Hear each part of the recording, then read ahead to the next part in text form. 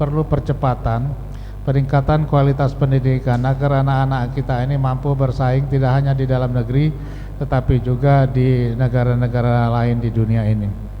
Baik, itu sudah ada ahlinya Pak Nuh. Kita bicara korupsi saja. Korupsi, money politics.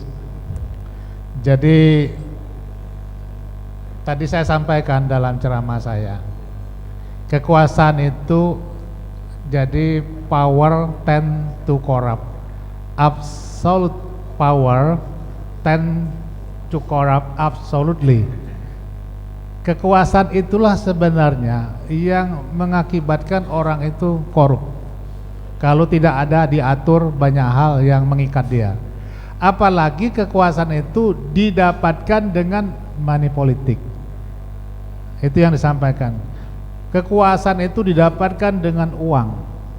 Kita tahu sekarang ini hampir setiap kontestasi, apakah itu gerakan-gerakan pemuda, organisasi massa, organisasi pemuda, partai politik, pilkada, tidak terlepas daripada money politics. Dampaknya apa? Ya, dampaknya mendapatkan kekuasaan dengan cara yang tidak benar, akhirnya dalam perjalanan pasti melakukan yang tidak benar. Nah, lalu apa yang harus dilakukan? Apakah kita biarkan terus ini berjalan? Padahal kita tahu semuanya, setiap sholat kita menyebutkan wa asyhadu anna Muhammadar Rasulullah, kita mengakui Muhammadur Rasulullah, tetapi dalam prakteknya tidak ada kita mencoba memahami dan mempraktekkan sifat-sifat Rasulullah. Perkataan Nabi sudah jelas, menyuap, disuap, dua-duanya masuk neraka. Tapi sekarang ini suap menyuap dilakukan oleh orang-orang muslim, ya, dilakukan oleh orang-orang muslim, sarjana lagi, mungkin bagian dari ISNU juga barangkali, wallahu a'lam bishawab. Ini yang harusnya yang kita selesaikan. Jadi pahami betul hadis itu. Menyuap, disuap, masuk neraka. Saya pernah pemilihan gubernur Sumatera Selatan, waktu itu saya diajak nyalon, harus bayar satu dewan itu 1 miliar satu orang. Jadi 45 dewan, karena 75 anggotanya kita harus pegang 45, kita harus mengeluarkan 45 miliar. Saya lebih baik nggak usah nyalon, saya buat iklan. Jadi saya buat iklannya hadis Nabi itu, saya buatkan. Tetapi tetap saja suap menyuap untuk mendapatkan jabatan. Dampaknya apa? Ya gubernurnya masuk penjara kan. Nah, di Indonesia ini gimana kita menghilangkan ya, cara-cara praktek-praktek dengan menggunakan uang. Partai politik hancur karena apa? Ya karena menggunakan uang. Nah, ini yang harus dimulai dari kita. Pemilihan ketua ISNU ini harusnya tidak melakukan praktek-praktek begitu. Kalau praktek itu dalam bentuk apapun, ongkos makan, akomodasi sama saja itu. Itu suap juga itu. Ya, jadi ini harus kita pahami sama-sama kalau kita ingin baik. Tapi kalau kita tetap mau begini saja, ya ISNU sebagai sponsor ya tetap aja negara ini begini. Jadi ISNU harus merupakan apa itu? Motor perubahan itu dalam setiap kontestasi. Saya sedih waktu GP Ansor, waktu apa, sedih saya, prihatin. Padahal orang NU semua itu. Dan sarjana juga semua. Nah, ini dimotori oleh ISNU harusnya, sarjana dari Nahdlatul Ulama. Nah, kenapa ini terjadi? Apa yang terjadi saat ini ada hasil proses pendidikan masa lalu. Makanya kita beruntung ada Pak Anu sekarang. Mudah-mudahan 10-20 tahun yang akan datang sudah akan lahir orang-orang punya akhlak yang baik. Kalau yang sekarang sulit diharapkan. Paling kita mencoba mengurangi ya, dengan penegakan hukum yang keras. Bila perlu dihukum mati, gantung, itu yang harusnya untuk membuat efek takut. paling tidak takut dengan Tuhan, dia takut dengan hukuman gantung tadi paling tidak. Orang tidak takut dengan Tuhan sekarang ini, bohong pun tidak takut, di bawah sumpah Allah pun orang nggak takut lagi sekarang ini. Seolah-olah itu sudah jadi hanya lip service saja, Tuhan tuh hanya di lidah saja, tidak pernah dihadirkan. Itu yang persoalan kita. Nah, oleh karenanya pendidikan ke depan ini dimulailah bagaimana meyakinkan anak-anak kita itu bagaimana menjadi orang yang berguna, memahami betul manfaat keberadaannya, kenapa dia ada, untuk apa dia ada, mau kemana dia, betul-betul dibangun akidahnya sehingga dia selalu hadir Tuhan di dalam tubuh dia. Kita lupa sering itu. Anak-anak kita berikan pendidikan yang sifatnya seremonial, sholat, puasa dan sebagainya, tapi akidahnya tidak pernah kita bangun. Kalau akidahnya kita bangun, Nabi saja sudah mencontohkan sekian belas tahun dibangun akidahnya dulu, bahwa percaya adanya Tuhan itu dulu yang dibangun, baru syariatnya. Nah, pendidikan kita kadang-kadang sering kita mengedepankan syariatnya, hal-hal yang sifatnya seremonial. Nah, kalau kita sudah bangun akidahnya, orang korupsi akan takut. Sekarang dia sholat, dia puasa, korupsi jalan terus. Lihat aja di LP Cipinang, waktunya sholat, rame sholat semua. Sholat Jumat, ada yang jadi imam, ada yang khotbah, itu kan. Lu betul ini.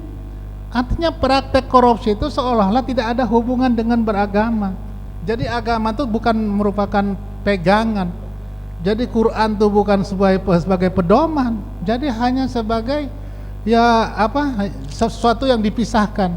Makanya manakala saya bicara politik, saya kaitkan selalu dengan agama, tidak pernah nyambung dengan orang politik. Saya selalu menyampaikan politik itu dalam kaitannya dengan agama. Selalu diserang, kita tidak akan pernah ketemu bicara katanya. Politik, agama kata.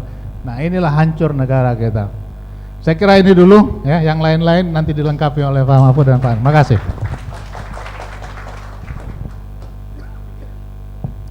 Baik, saudara, singkat saja. Pertama, betul Pak Junaidi bahwa money politik sekarang ini menjadi sumber korupsi di berbagai sektor. Jadi tadi Pak Marzuki menjelaskan di ormas pun sekarang, bukan hanya ormas, sepak bola bisa diatur dengan uang, ya kan?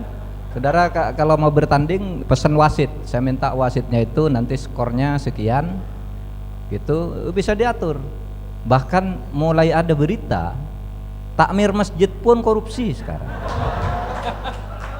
Ada pengumuman jamaah pengeras suara kita hilang, dicuri maling, tolong sumbangan lagi beli, padahal dia yang jual pengeras suaranya misalnya. Nah, itu saya pernah baca berita di koran begitu. Korupsi sudah di mana-mana. Lalu di mana ini masalahnya? Mungkin Bapak Laure yang dari Indonesia Timur tadi sudah memberi jalan, yaitu akhlak, pendidikan akhlak. Seperti tadi katakan oleh Pak Marzuki, pendidikan akhlak. Tetapi itu teori juga, Pak. Karena dulu ketika kita reformasi, semua sudah mengatakan untuk memperbaiki negara ini kita harus mulai dari pendidikan akhlak dan agama. Itu sudah semua orang mengatakan begitu. Tetapi orang yang mengatakan itu sesudah diberi jabatan pun hilang akhlak, hilang agamanya, ikut korupsi juga. Padahal tahu teorinya seperti teorinya Pak Lauri tadi, sama juga. Dulu berpidato akhlak, berpidato kebersih, pejabat bersih dan sebagainya, sudah jadi pejabat ditangkap juga. Ada yang tidak bisa ditangkap karena belum ketahuan, atau karena sekarang sedang menjabat, atau karena sedang mempunyai kekuatan politik. Makanya saya katakan mungkin harus disadarkan kepada kita bahwa sebenarnya setiap perbuatan tidak baik itu akan menuai akibat. Ya, yang sekarang ditangkap, sekarang pun yang tidak ketahuan itu hanya nunggu waktu aja, bahwa dia akan mengalami hukuman terhadap apa yang dilakukannya itu.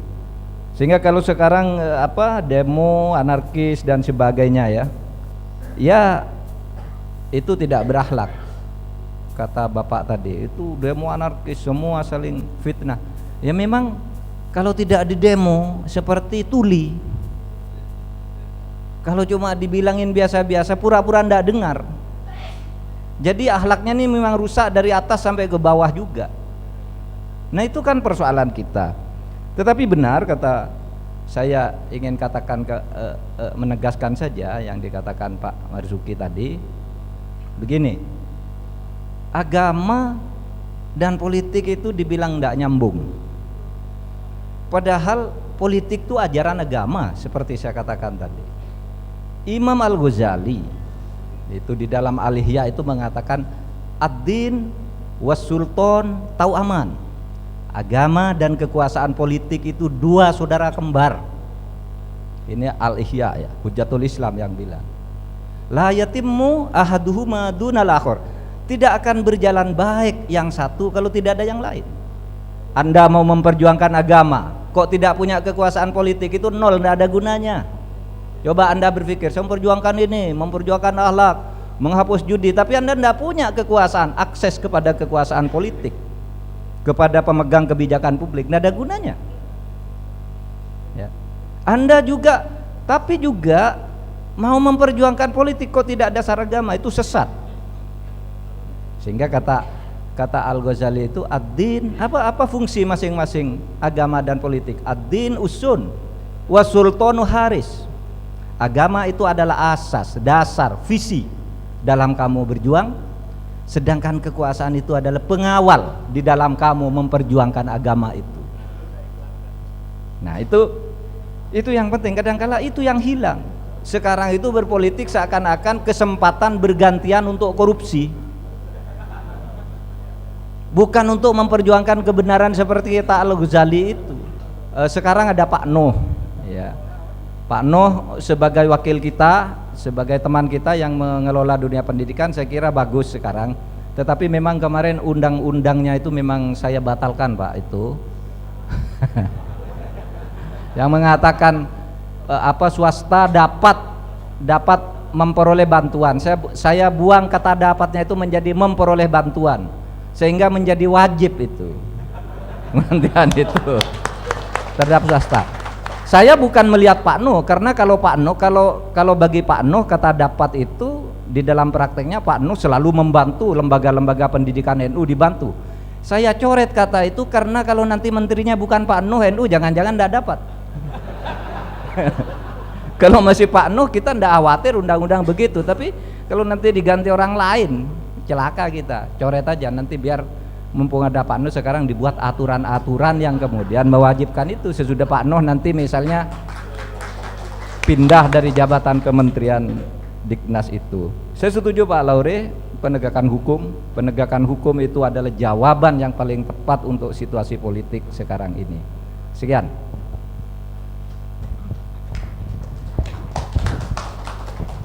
Terima kasih Bapak sekalian. Jadi kalau bahasa Surabayanya gini, wong sekolah aja masih nganggur, apalagi gak sekolah. Gitu. Bahkan ada yang sarjana, sampean kok sarjana nganggur sih, ki opo sih? Saya bilang begini, lebih baik mana punya batu permata dibanding dengan batu bata, meskipun dua-duanya tidak dipakai.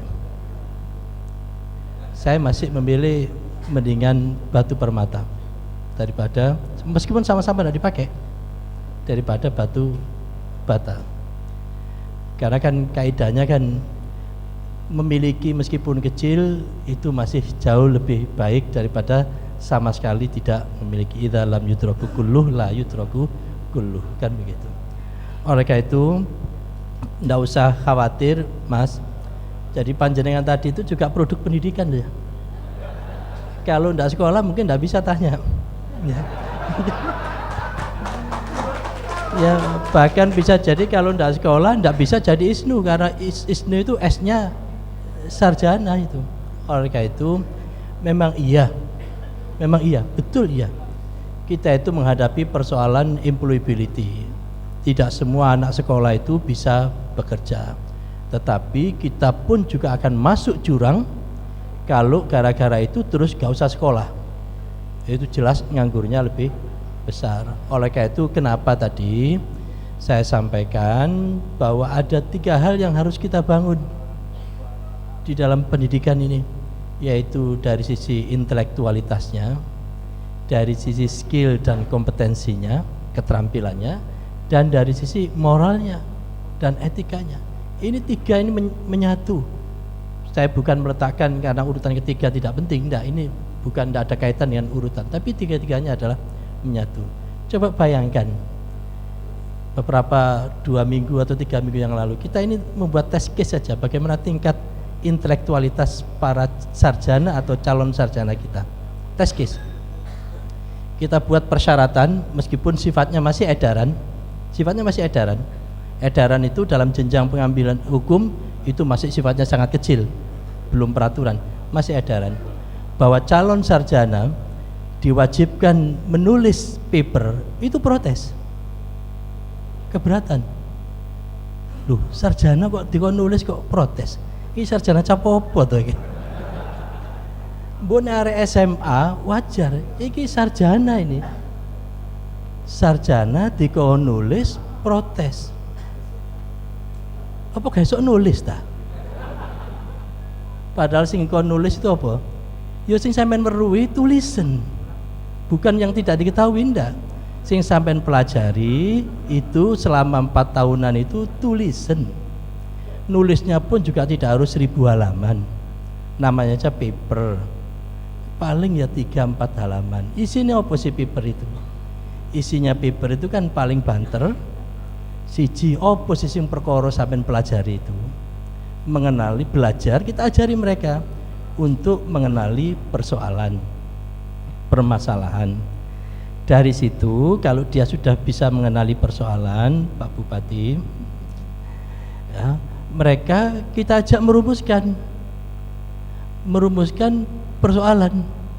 Setelah kita rumuskan persoalan, kita ajari bagaimana mengembangkan atau menggunakan suatu metodologi untuk menyelesaikan persoalan tadi itu. Setelah dia menggunakan alat atau metodologi untuk menyelesaikan persoalan tadi itu, maka hasilnya apa? Lah iku tulisan. Kok protes? Dari situ aja kan sudah nampak. Berarti ada sesuatu yang miss di dalam proses pendidikan kita. Dikau nulis lu gak gelem. Itu. Padahal maksudnya kenapa ini kita minta untuk menulis itu supaya apa? Satu, latihan tanggung jawab.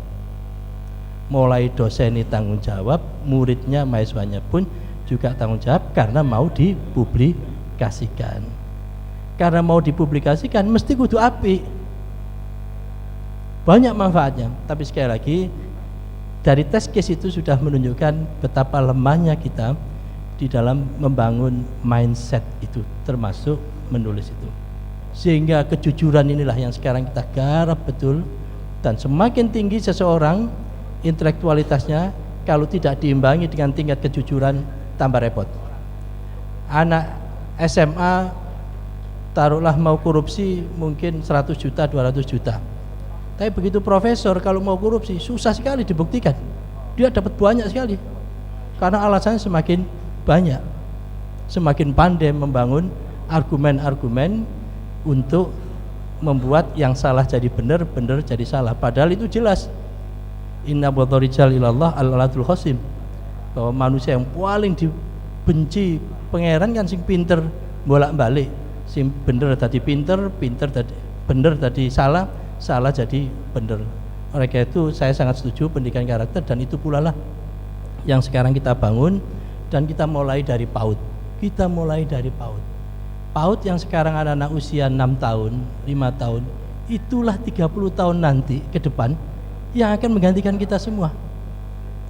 Sehingga kami kerjasama dengan Muslimat, dengan Fatayah, dengan Aisyah, dengan organisasi-organisasi ini, kita ajak masjid-masjid jadikan PAUD. Sekarang ini total anak usia 0 sampai 5 tahun itu 29 juta. Seluruh Indonesia 29 juta. Yang masih terlayani PAUD itu kira-kira sekitar 59%. Separuh lah gampangannya. Separuh belum. Jumlah masjid itu ada 900.000 masjid, bukan musola, masjid. Ada 900.000. Kalau setiap masjid dipakai untuk PAUD, karena PAUD itu tidak ada yang jumlahnya sampai ratusan, 300, 400, mungkin 20, 30, itu separuh saja dari jumlah masjid akan menjadi gerakan yang luar biasa. Dan memang inilah generasi 2045 yang mulai kecil sudah kenal masjid, mulai kecil sudah diajari selawatan, mulai kecil sudah diajari hormat dan seterusnya. Oleh karena itu tadi yang kedua Bapak mengenai standar minimal, ya, itu setiap jenjang pendidikan itu ada ukuran-ukurannya. Jadi SD apa yang diharapkan, PAUD apa yang diharapkan. Lah kita ini kadang-kadang suka makso. Coba bayangkan beberapa prakteknya di lapangan.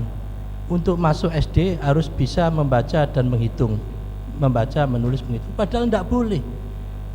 PAUD itu hanya untuk menyambungkan sinaps yang ada di otak anak itu. Belum diajari membaca, menulis, dan menghitung. Itu. Oleh karena itu sekali lagi setiap jenjang itu sudah kita set dan mudah-mudahan dari tahun ke tahun ada perbaikan.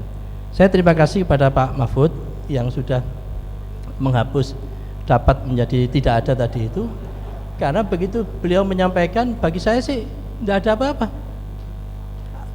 Dihapus atau tidak dihapus itu yang sekarang kita lakukan. Jadi kalau dihapus ya malah baik-baik saja. Dan itu kan Undang-Undang Sisdiknas tahun 2003 itu. Jadi tidak apa-apa. Justru prinsip yang dipesankan kepada saya oleh Pak SBY pada awal sekali, Pak Nuh kembangkan prinsip pendidikan non-diskriminatif. Tidak boleh ada diskriminasi antara pendidikan umum dan pendidikan keagamaan. Tidak boleh ada diskriminasi antara pendidikan dikelola Kementerian Agama dan Kementerian Pendidikan. Dan itu ada payung hukumnya, yaitu di Sisdiknas itu. Oleh karena itu, kalau ada madrasah-madrasah yang mendapatkan diskriminasi, perbedaan dengan SD dan seterusnya, laporkan. Tidak benar itu. Tidak benar. Itu tugas kita semua. Yang terakhir, apa yang terakhir? Sudah selesai saya kira. Ya, sudah selesai. Yang terakhir sudah selesai. Tadi itu sedikit aja. Yang statement yang dipakai oleh beliau berdua tadi itu, power tend to corrupt dan seterusnya itu tadi. Kan menarik itu. Sudah tahu bahwa kekuasaan itu cenderung korupsi, tapi apa kok berebut kekuasaan? Apa memang mau korupsi? Ya kan? Itu kan pada dasarnya kalau powernya itu without, tidak ada nilai-nilai moral, nilai-nilai keagamaan, nilai etika. Kita harus mendefinisikan power itu embedded di dalamnya, melekat di dalamnya nilai itu. Sehingga kalau kita bertarung atau berebut kekuasaan, kalau toh kita mau ke sana, itu bukan berarti nilai tadi itu dihapuskan, tidak. Sehingga dari situlah maka power itu benar-benar menjadi kekuatan. Oleh karena itu kan al-mu'minu qawiyun khairun wa habbu ilallah minal mu'minid dhaif. Nah, kalau dari situ baru benar. Selamat bagi kawan-kawan ISNU. Sekali lagi 3 hal itu harus kita capitalize dan pendidikan menjadi kata kunci. Sekali lagi terima kasih.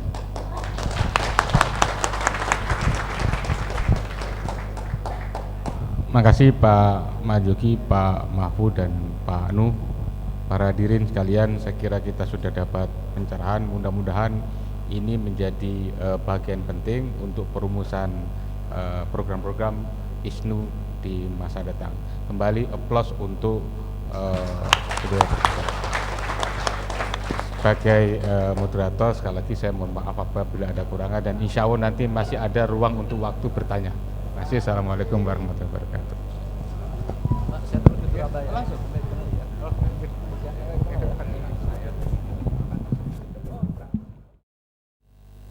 Alhamdulillah kita memasuki sesi yang kedua dari seminar ini.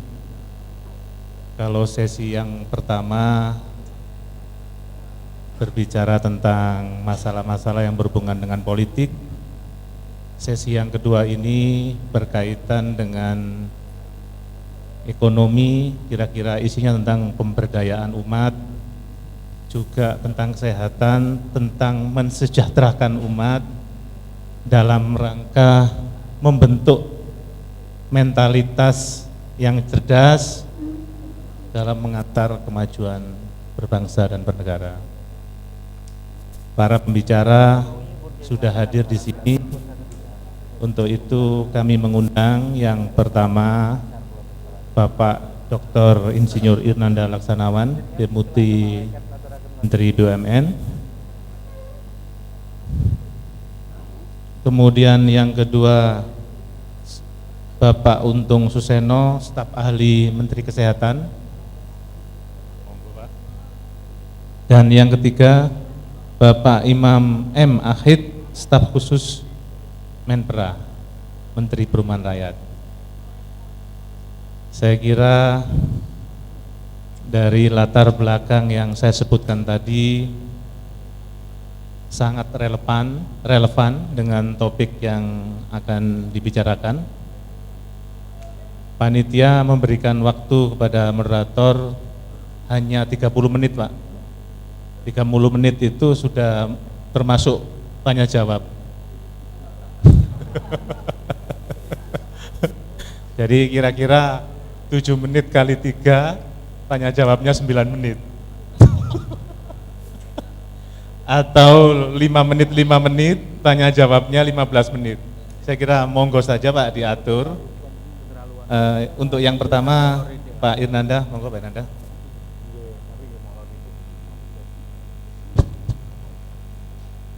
Assalamualaikum warahmatullahi wabarakatuh. Selamat siang, salam sejahtera. Yang terhormat Bapak pejabat dari kementerian maupun pejabat daerah, staf, Bapak para ulama, kiai, dan yang terhormat Rektor Unisda Jombang, Lamongan.